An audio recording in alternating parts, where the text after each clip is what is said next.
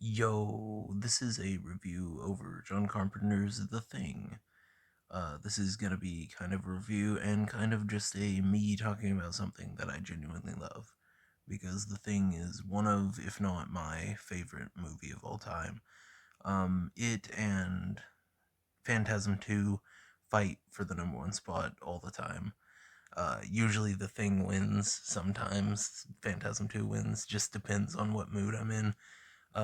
Tonight I watched it with my father, and I actually took some notes because I wanted to do a full-on movie review, and I wanted to be able to talk about it less disjointedly than I usually do. This will still be a disjointed mess. Don't worry about that. It'll still be just like it always is. But yeah, let's jump right on into it. It starts in space with a UFO landing on Earth. Later in the movie, it says that it's probably like 100,000 years before the events of regular stuff. But the title card is amazing. I actually wrote that down because it like burns into the screen. I don't know. I really like it. It is set in Antarctica in 1982. It starts with a helicopter chase. Well, I mean, after the UFO. Most people forget about the UFO though. Um, a helicopter chasing a dog. Um, they fire 13 times and miss every single time, which is impressive. Uh, Kurt Russell is playing chess against a computer and then gets mad and just breaks it, dumps water on it, which is kind of foreshadowing because once the thing starts to win, he just blows up everything. So, I mean, I don't know, he rage quits chess and life. I mean, yeah, that's basically it. But, he destroys the computer when he loses. The Norwegians are the one that were in the helicopter, and they get out. They shoot one of them in the leg, and then the other one comes out of the base that the Kurt Russell and all of them are in and kills the Norwegians. And then they take the dog in. The dog trainer does, and then there's a really cool part where the Norwegian is screaming about the dog, and there's no subtitles, so you have no idea what he's talking about or anything. And I don't know, it's cool. I think it just makes it seem like we're just as confused as they are, and I like that. Um, it shows them. Oh, actually, the dude pulls out a grenade to throw at the dog and then accidentally tosses it behind himself and it blows up the helicopter and him, and it's so weird. That's the one part in this movie that I'm like, what in the world? So unrealistic.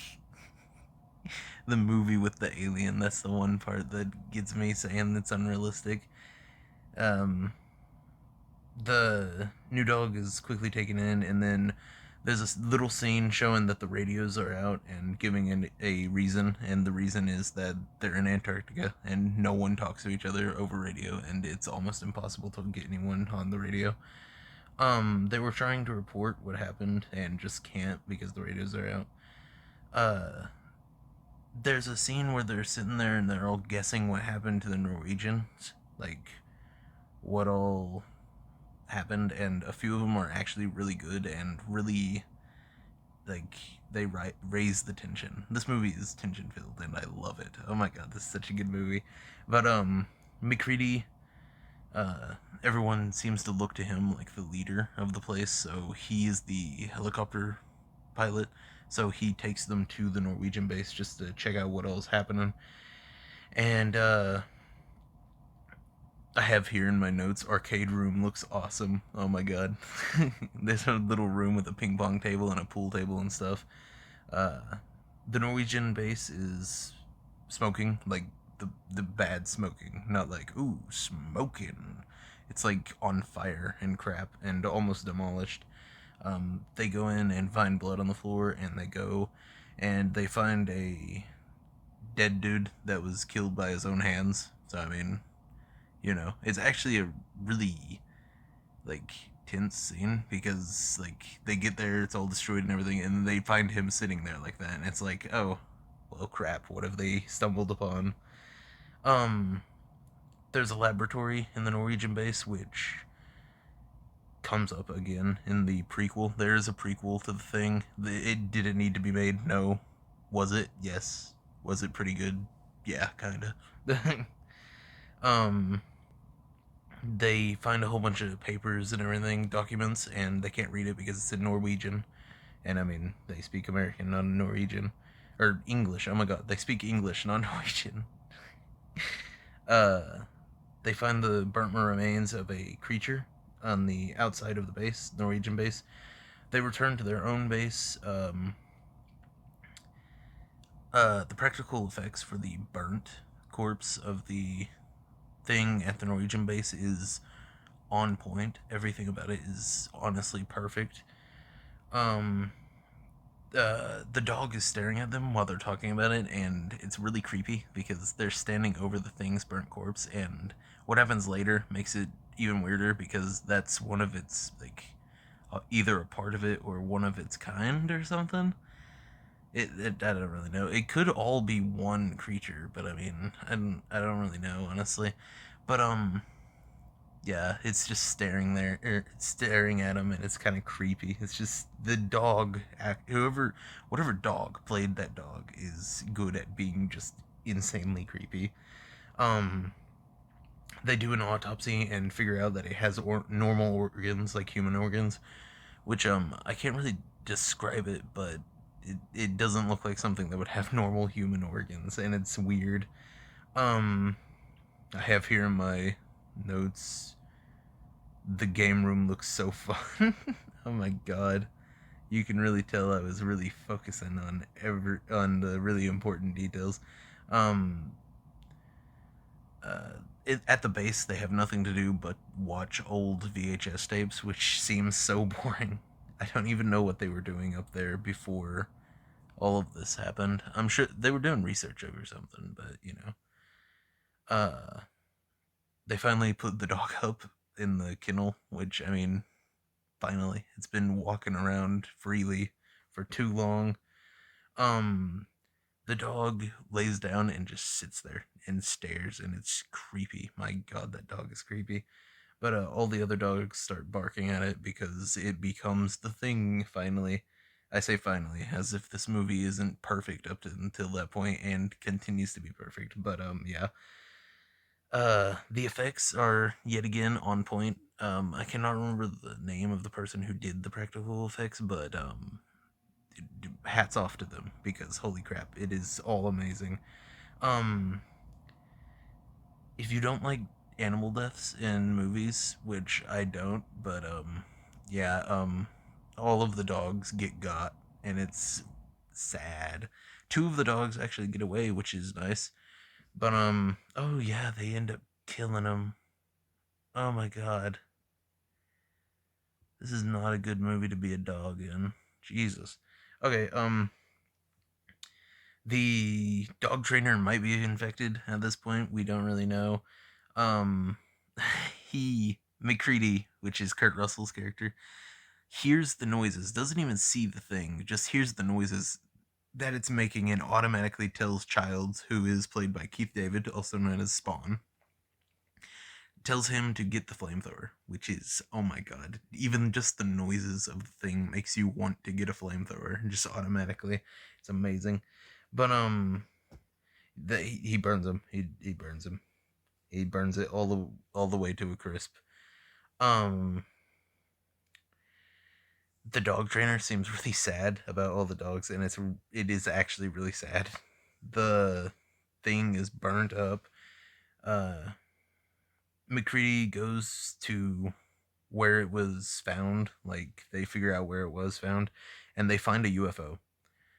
Um, Instead of just looking at it from afar, they go directly down to the UFO that was just found, see it, and then they're like, "Oh, the Norwegians blew a hole down here to try and find it and excavate it, and they got the thing out of the ice, and it's 100,000 years old, which is insane."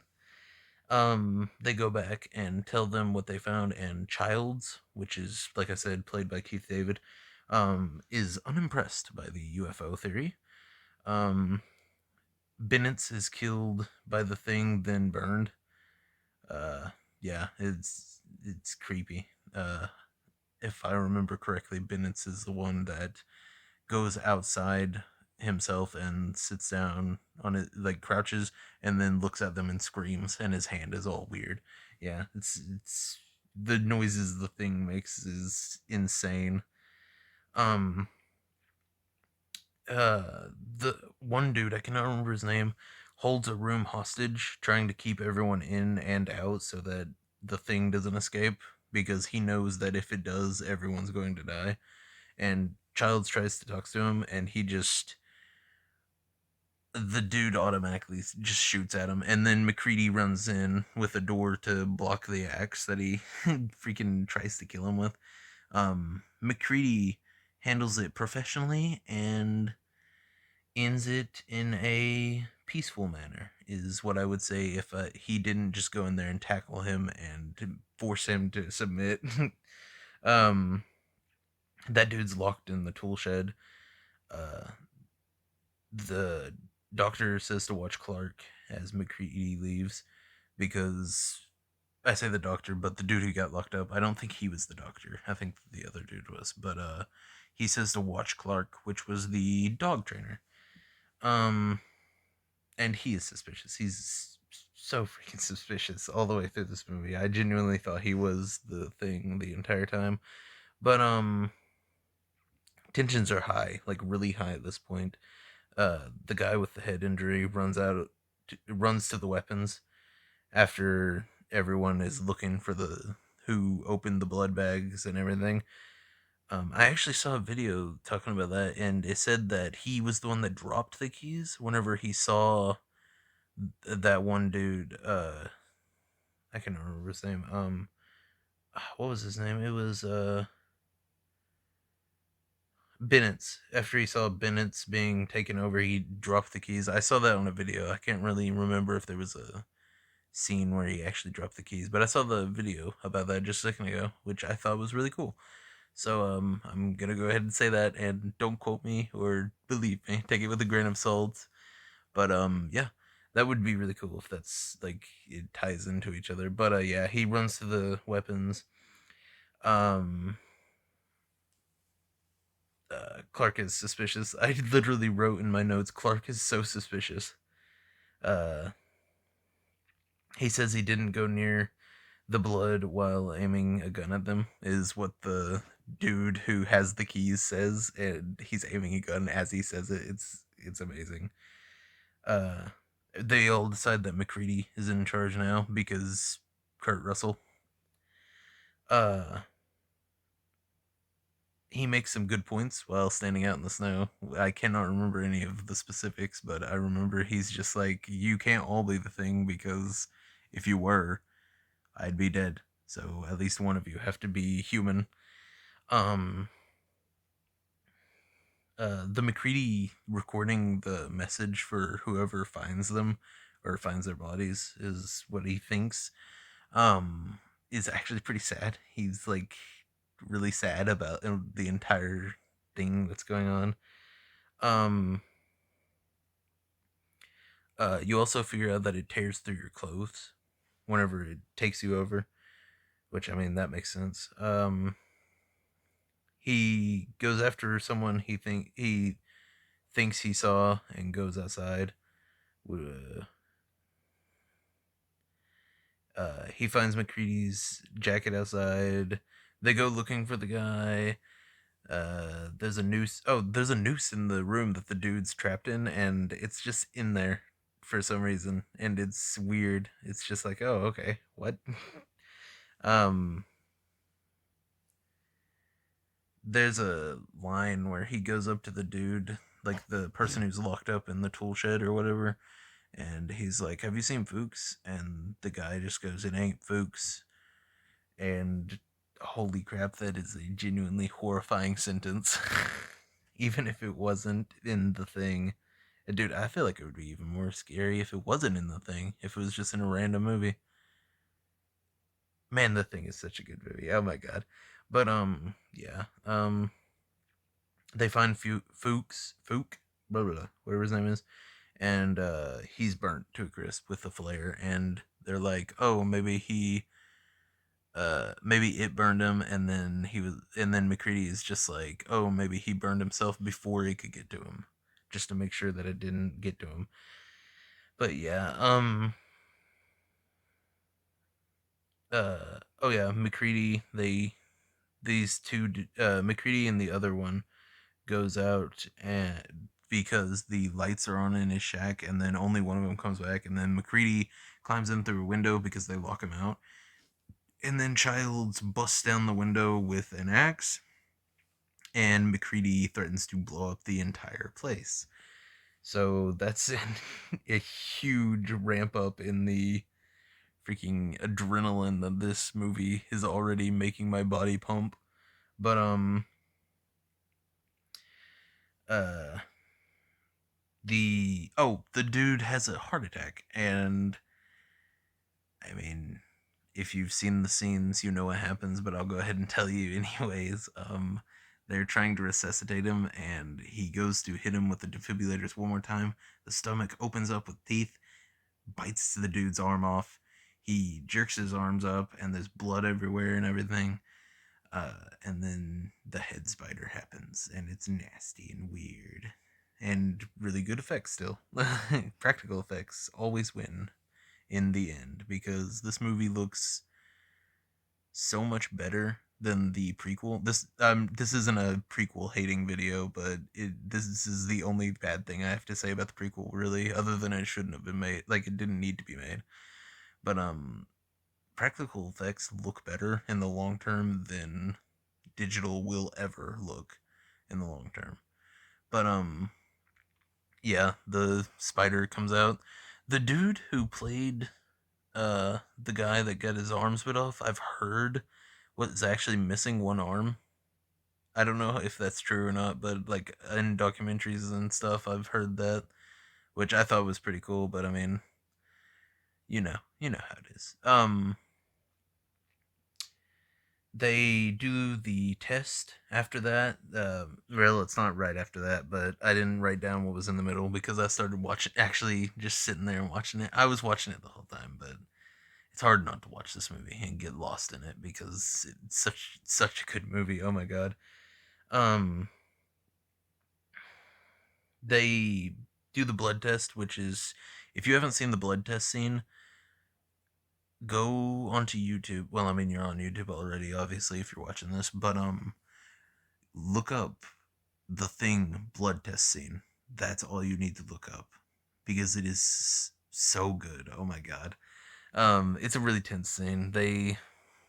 It's basically, he uses the flamethrower on the lowest setting to heat up a needle, and then they have blood things, like little test things of blood of each of them, and they hit it on there, and if it fights back, like the blood cells themselves fight back, it is the Thing, and if it doesn't, they're fine.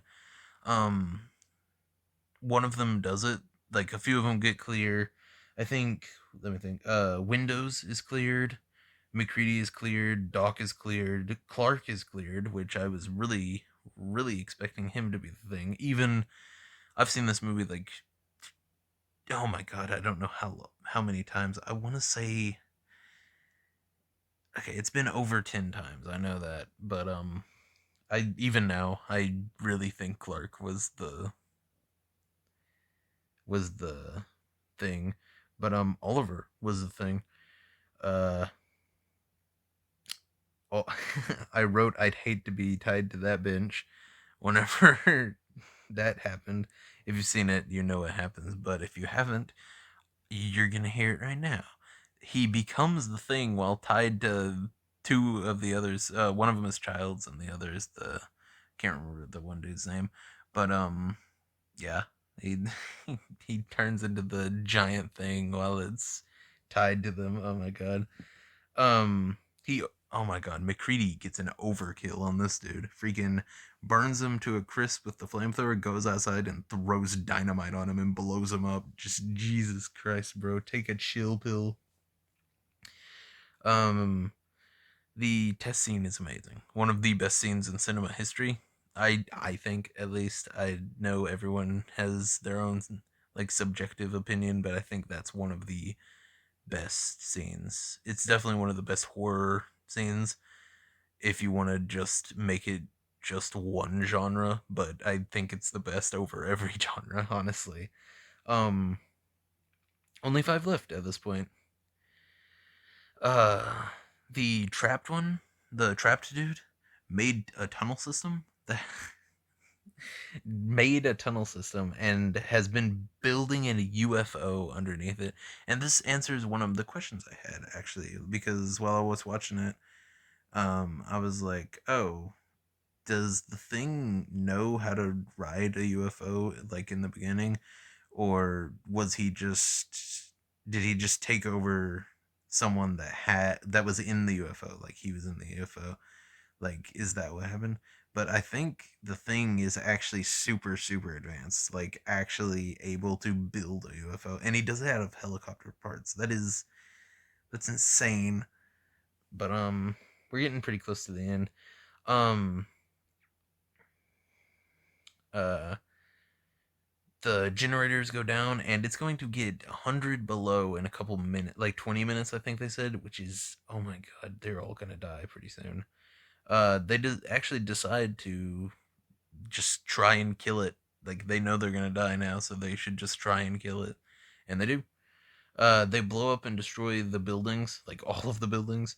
Um, they know one of them will survive, and want to make sure it doesn't either. Like none. I meant none, not one. They know that none of them are gonna survive, and they don't want it to survive either. Um, the generator is actually gone. Like there's a scene where McCready is like, "Can it be fixed?" And the guy's like, "It's gone." And McCready goes, "But can it be fixed?" And he goes, "It is gone. Like it's out of the wall." It's just, oh my god, the thing is going insane trying to make sure that it doesn't get killed by these dudes, which is, I mean, impressive for these, like, I think seven, no, not even seven dudes, but all these dudes like just easily taking out all these things. And it's just, god, this is a good movie. um they get ready to blow up the entire place. There's a part where the dude that was trapped comes out and grabs the dude by the face and shoves his finger into his skin. Like it's not bloody or anything, it's like they're fusing. And it's within this movie with such really, really good practical effects that are really, really supposed to terrify and gross you out, you know? I think that's the nastiest one. Like it's really, really good, but it's the nastiest one. It just grosses me out for some reason. It's like fingers in the skin, like fusing, kind of just ew. um, I wrote underneath that cool effect. And then after underneath that, nastiest thing in this movie. Um, oh yeah, the thing goes under the floorboards like a freaking graboid. Just that's the sound of a graboid under the earth. But yeah, he burrows underneath and then jumps out of the ground. Um, uh, I wrote underneath that it's a huge one. But he throws a grenade at it and kills it. And one of the things that I loved about the ending is the explosions, because it's just pitch black except for the fire, and every time it explodes, it's like, I don't know, it's beautiful in a weird way. Like I don't know. Uh, but yeah, the Childs comes back at the end and says that he saw the dude that escaped and was trying to follow him. Um, and it ends with them saying that they're just gonna wait and see what happens, and they have a beer together. I mean, it's a really good ending, honestly. I mean, yeah, there's a lot of wait, what happens, but also there's a lot of okay, I like that ending. I don't know, it's a really good ending. Yeah, that's literally just the story, and I'm already up to 24 minutes. Okay. I did want this to be a long video anyways because I just love the thing so much. John Carpenter's The Thing has many amazing things about it. Things. That's pretty funny. Um, the story. Like I just said, I love the story. The practical effects will never look bad ever. They're still amazing to this day. And this movie is over 20 years old. Um, the set design, as I was watching it, I looked at my dad and I was like, the set design on this movie is really good. I forgot how good it is. And he agreed too. And I mean, it's just really good set design, honestly. Um, the set design, like the effects, I mean, the story, the actors, Kurt Russell and Keith David. I mean, can you go wrong with either of those actors? I mean, dude, John Carpenter used those two actors a lot. Keith David was in They Live too, I'm pretty sure. And then Kurt Russell was in Big Trouble in Little China. Wait, yeah, Big Trouble in Little China. Freaking, uh, he was Snake Plissken. Dude, he's in a lot. Oh wait, I do not want this to turn into a review of all of the John Carpenter movies. Oh my god. The point is, I love this movie and it's amazing, and you should go watch it because the stuff I've said about it doesn't even scratch the surface of how amazing this movie is and how interesting and in depth the story is. And the characters, oh my god. The characters are actually one of the best parts about this movie, and the monster, ah, peak fiction. I've heard a lot of people say peak fiction about stuff, so yeah, I'm gonna say this is peak fiction. I almost forgot this was a review.